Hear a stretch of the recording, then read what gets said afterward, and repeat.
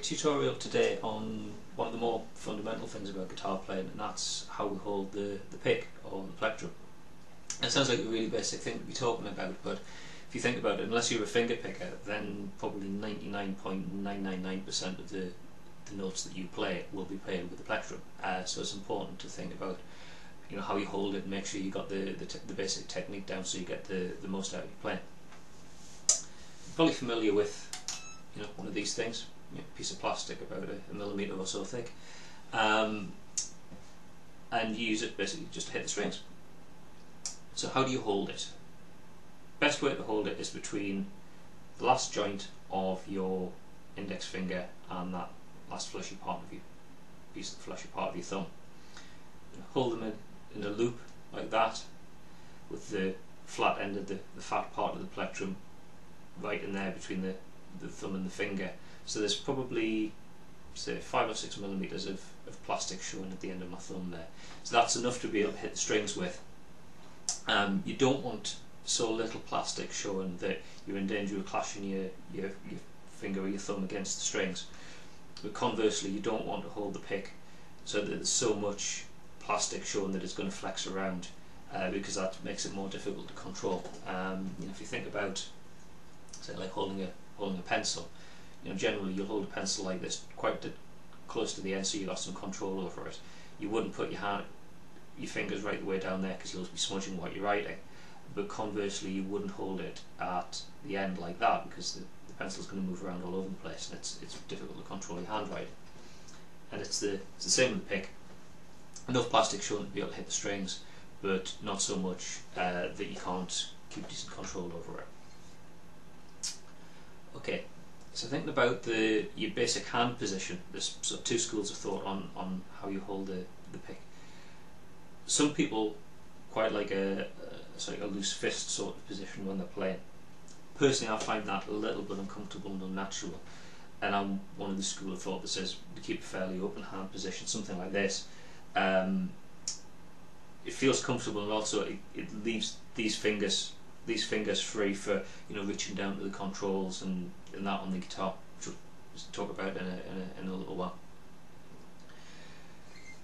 When you're holding the pick above the strings, it's important to have your hand or your arm anchored in some way.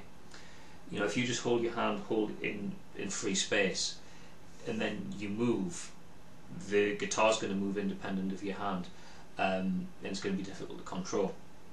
So best thing is if you take that part of your arm, rest it on the shoulder of the guitar, so you've got an anchor. The hand's still floating free above the strings, but when the guitar moves, naturally you will move with it.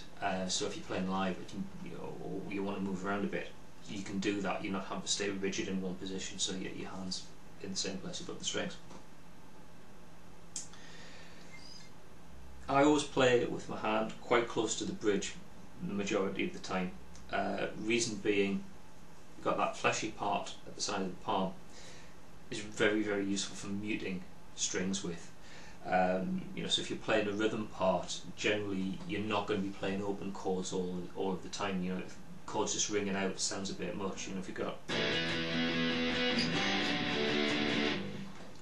is a bit too much. When you're playing those chords, you're generally going to want to mute some of them, make it a bit more percussive. And by having the hand quite close to the bridge like this, it's easy to bring the hand up to play the chord, but then just to bring the hand down ever so slightly onto the strings so the bridge can mute them.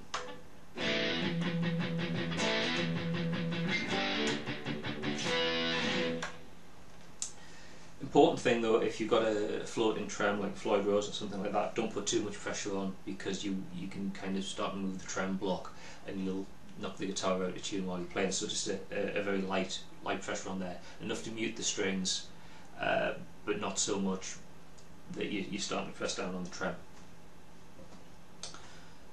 Okay, so I mentioned about having an open hand position is useful for being able to get at the controls on the guitar, because yeah, if you're playing an electric guitar, and I guess most of you are, you know, you've got all sorts of ironmongery and switches and knobs and dials down here that you might want access to while you're playing. You know, basically you've got a volume control. If you want to be able to get down there to turn the volume off and on while you're playing, you can reach down very easily.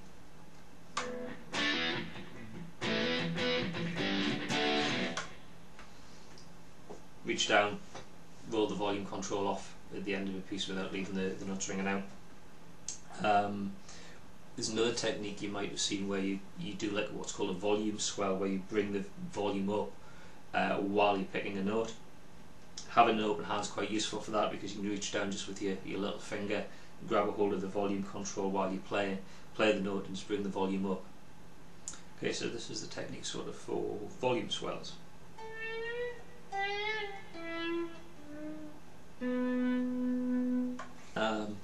You've got pickup switches down there, so having the open hand position makes it easier to just reach down and flick those switches while you're playing. A lot of electric guitars have tremolo, a whammy bar, and that's another good reason to have an open hand. If you want to get down and play something only using the whammy bar, you don't want to be open hand, closed hand, keep switching your position. If you're just playing with an open hand, it's easier to reach down and grab a hold of the arm while you're playing. So yeah, having the tremolo arm or the whammy bar accessible by having an open hand position means it's easier while you're playing to be able to just reach down and grab a hold of the bar and, you know, do a whammy effect.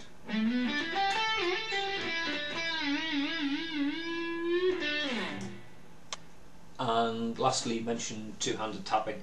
Now, you've probably seen the technique where you play with your right hand tapping notes on the neck as well as fretting them with your left hand. There's all sorts of different techniques I've seen for people tapping on the neck with a finger. Some guitarists I've seen will kind of push the plectrum out of the way between these fingers to leave their index finger free for tapping. That I find is a little bit cumbersome. What I prefer to do is just hold the pick like normal, fairly open hand, and then when I want to tap on the neck, just take my ring and little fingers out of the way, and I've got my middle finger free for tapping on the neck.